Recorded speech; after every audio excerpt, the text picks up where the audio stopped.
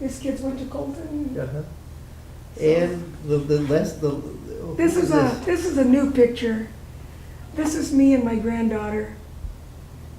This is when I turned 55, and she had no choice but to be a Dodger fan. and this, And then this is just a picture, but I don't know who it is. JC. I don't know who JC is. Uh-huh. Maybe, I don't know. well, Genevieve, you have a wonderful treasure here. I like You it. know, would you in the future let us borrow it for our That would be oral history project? Yes, yes. And then possibly Frank Acosta can scan the information, and we would have it available here at the university for people that would like to learn about some of the private, not only activities and incidents that your Nina had, but also learn about who the people that she participated with in Colton were during that time. So if we can borrow it, That we'd would be appreciate it very great. much. Now, what do you plan to do with this scrapbook? You know, I was talking to Lily about that because nobody really wants to take it. They say, nah, I don't want it, you know. Maybe one brother would take it because he also would do everything that I would do. He was my little shadow. And so taking pictures and getting information, I think he would enjoy doing Oh, this. good, oh, cool. But, Good. um, So that would be in safe hands then? I think so. But I really wanted to give it to Jennifer, Mhm. my daughter Jennifer, Uh-huh. because she's very involved in her dad's family's family reunions and writing historical Oh, great. things that is going on. Right. But right now, she's not too interested in it, Mhm. you know, so I'll give it a couple of years. Yeah, and give it a few more years. See what Give it a happens. few more years. Mhm. You know, you mentioned to me that you were at one time part of the library board, or part of a Historical, the Colton Historical Committee. And then you were participating with them, and you got an issue came up. And can you tell what the issue was? The issue was that they wanted to put bronze plaques at historical places in Colton. But all the bronze plaques that they were talking about were north of the tracks, the freeway. Everything was north of the freeway. And I said, that's not right though. You know, I said, oh, we have a lot of things that happen in south of that track. And I said, that should be noted, you know, and then, well, you know, we're talking about Colton. Well, so am I. You know, South Colton, you guys gave us that name. I go, it's all Colton. It's all Colton. And there was a lot of things that happened. And I said, and one of the things I know that my tios and especially the men that were just thought was the ultimate was the Calderia plunge. Oh, okay. And they said because they learned because of this man, Juan Caldera. Juan Caldera. Juan Oh, Caldera. it was Caldera. Okay. Yes, Juan Caldera. That he was a father figure in so many ways to these boys that were, you know, little hoodlums. They were just running wild, you know, and he taught them to swim, and he taught them to box, and he taught them to do just a lot of things. And my dad said that complex was way ahead of its time. Tell us about the complex. What complex are we talking about? The Caldera complex? Yes. And where was that located? On South Fifth Street? South Fifth Street? Right. Okay. And what was in the complex? You had swimming pool? They had swimming, they had a Baseball boxing, field? baseball field. They Yeah. had a lot of things to offer the boys to stay out of trouble, Mhm. you know. And I know my dad just couldn't say enough about this thing. He says, you know, this kept me from getting into a gang or, you know, going astray. And right after that, he enlisted in the army. Mm-hmm. And that's what a lot of these guys did. They, you know, they enlisted in the army. But that was a big ordeal for these kids to go to. It was like the plunge in North Colton, only this was in South Colton. Yeah, because we couldn't participate in North Colton recreational activities. The plunge in Colton, the only time that the kids from South Colton could go was on Friday. And that was because that's when they emptied the pool out. That's when they were going to clean it. So they were allowed to go on that at that time. But they were lucky that Caldera built the complex on South Fifth Street in Right. Colton. Right. Okay. Mhm. And the issue was then on the Colton committee? Was that they didn't have anything that was concrete as to what they could put a plaque at. And, I brought up the Patio Supremo, which was Patio Supremo? Patio Supremo. On thank O you, Street, on O Street. Uh-huh. And that had, for many, many, many years, was a big function for South Colton. Fiestas Patrias. And the parades. Uh-huh. And, there was just, I can't recall off the top of my head, but at that time I had them all written down as to, these places need plaques also. Uh-huh. So when they said that they didn't think that would fly, I just said, well, here's my papers. I don't want to be a part of it, And I lived, except for 2 years of my life, all my life in North Colton. But my family and my roots and all the history was in South Colton. Uh-huh. So it was still part of my life. Uh-huh. And I thought it should be part of it, And you were not part of it as far as that committee was No, concerned? I didn't want to be part of it. Uh-huh.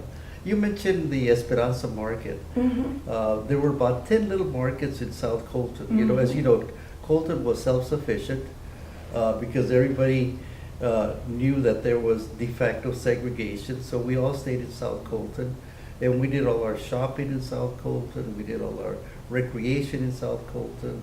We did all our party in South Colton. We had our tortillerias, bakeries, grocery stores, gas stations, church, schools in South Colton. Now, how did the Esperanza Market get started? I believe it was Manuel, no, I keep saying Manuel, Victor and Manuela Rodriguez started that store. What year do you remember? Do you know? No, I wouldn't know. Early 1900s? I would say. Yes. Because then, after they got pretty old, then the sister, Mariana Hernandez, and her husband took it over, and they kept that store. But one of the things that was really good about these little stores, Navarro's, Martinez, and Cervantes, was they had a little book with your name on it, and you could buy stuff and pay as you went. You didn't have to pay cash for everything that you bought at that. So you had good credit with all these different You had credit stores? with all these stores. And I overheard not too long ago, Stater Brothers on Valley still has one lady from South Colton that has her book still, where she can still get stuff on credit. But she's the last. That's the end. But that's what would happen, they would have. Do you know who this lady is? No. Okay. No. I wish I did. Uh-huh. But that was one of the pros on having the little stores, was that they would, give you a credit Uh-huh. Uh-huh. for, you could buy stuff on credit. And Mariana and Esteban. Esteban had the store for a long time. Very long time, and then it burned. And in my other scrapbook, I found the article of when it burned, and then they moved to Navarro's store, Oh. which was, I think, a lot smaller, Yes, but they moved to that store, who was just a block down down the street. a block east Yeah, east, yes, of that. on the corner of O and 7th. Right, Uh-huh. right. And then across the street, I think was a Gaitan store. I don't Um, remember that one. It was, I think it was either Rudolfo or Albert that had a store there too. Uh-huh. They had two stores. And now I'm not real sure, in Toby's Market, where La Palomas was in Colton. Where the Veterans Park is. Okay, Uh-huh. okay. Then there was another store over there. La Tiendita. Uh-huh. Uh-huh.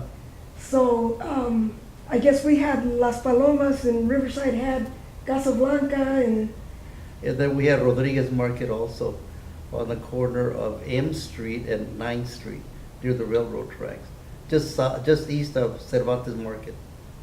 okay, Yeah. okay. Yeah. Now Cervantes, I grew up with his family. His daughters went to Catholic school and we were good friends. There was Cookie and Nadine. No, they were Irene and Mary. Okay, the younger ones. Right, the younger ones. And then the son was... Ray no, Jr. No, Mr. Cervantes was... Oh, I'm sorry. No, I was talking about Rodriguez. Rodriguez. I'm sorry. Okay. Now, which Rodriguez's are you talking about? The one that owned the market. Nadine, Cookie, Ray. Now, were they the ones that went to Rancho and Citrus? No, Not Rodriguez Market too? no. No. They okay. stayed there, they They closed stayed there. there, okay, Yeah. okay. No, Yeah, you're talking about Charles Cervantes. Right, Charlie. Charles and Charlie. Mhm. Yeah, he also went to church, to school where you went. Mhm. Yes. Yeah. So, So anyway, my curiosity about the Esperanza Market was that a friend, Antonia Hernandez Mhm. Kelly, was adopted by the family. Do you Right. know about that adoption? Antonieta, Tony's mother gave Tony to Victor and Manuela because she had two more babies. And I think one was like a year ahead and a year behind. And Tony, to me, poor Tony was the one that was chosen out to be raised by another family. Okay. And But it was kind of the custom, wasn't it? it was, in a Mexican way. custom, yeah. And the family embraced her Uh-huh. very well, you know. She was a big part of their family and their traditions and everything. Excuse me.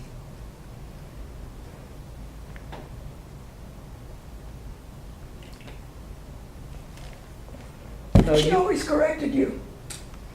She was good in correcting you. Mandona. Mandona, ay, ay, ay. You could not say, yeah, always yes, yes, sir, yes, ma'am.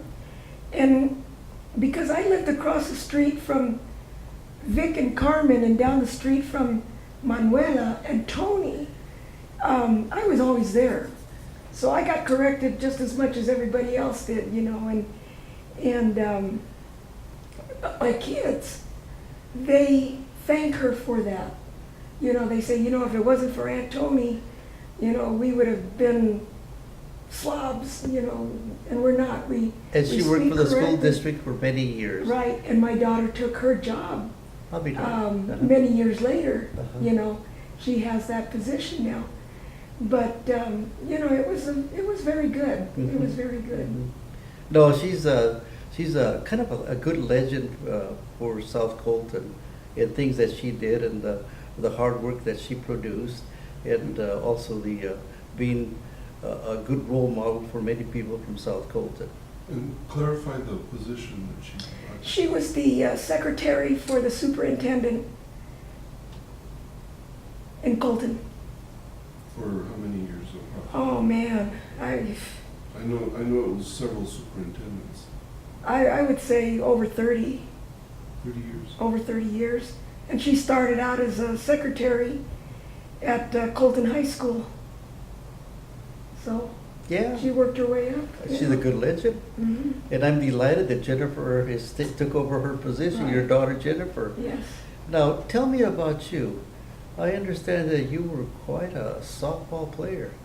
I love softball. I love baseball. I wanted to be the first lady Dodger. That was my goal. But I played for 10 years in the City League and then about another 5 years with the co-ed team.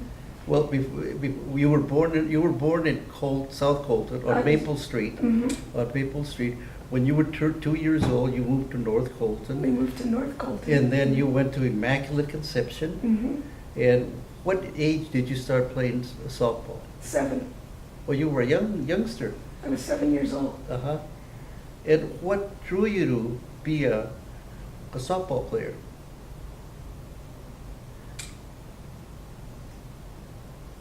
Probably my older brother. He was an avid Dodger fan. And I kid you not, but we played wiffle ball every single day. Every day we played wiffle ball. And because I was a little bit younger than the rest of them, I always had the worst position, you know, when we were playing football or baseball, whatever it was. You know, I was the catcher. Or you have to catch 3 flies to get up. Well, the catcher never caught 3 flies back there, you know. So I would never get up. But then they would put me outfield, and then I'd have to go chase the balls. But you know what? Just to be with them, I was happy. And in football, we played a lot of football, and I was always the center. And as soon as I hiked the ball, they would just shove my face into the ground, and I was out of the play. But we just all loved baseball, and my mom and my dad. So with baseball being a big part of our life, I mean, my mom would make hot dogs, and we would sit in front of the radio and listen to the Dodger game. And then when the Dodgers came on TV, we only saw the Giant game and the Astros, I think. And my mom would push the TV up to the window, and we would sit outside and watch the game outside with the radio so that we could hear Vince Scully, you know. And I mean, we loved it. We still do. We still do. And But you were pretty good. I was, you know, I won a all-around athlete for the city of Colton in the age 10 group. Uh-huh. And this was, all the grammar schools in Colton sent their best athletes. And James Hayes, Now, he who was James Hayes? James Hayes was a teacher. At Colton High School? Well, I met James in my summer school in 3rd grade. He was my summer school teacher in 3rd grade. And this is funny, but what attracted me to him was I had never seen such a hairy man. This man had so much hair. He looked like he had an Angora sweater on. And in 3rd grade, I remember going up to him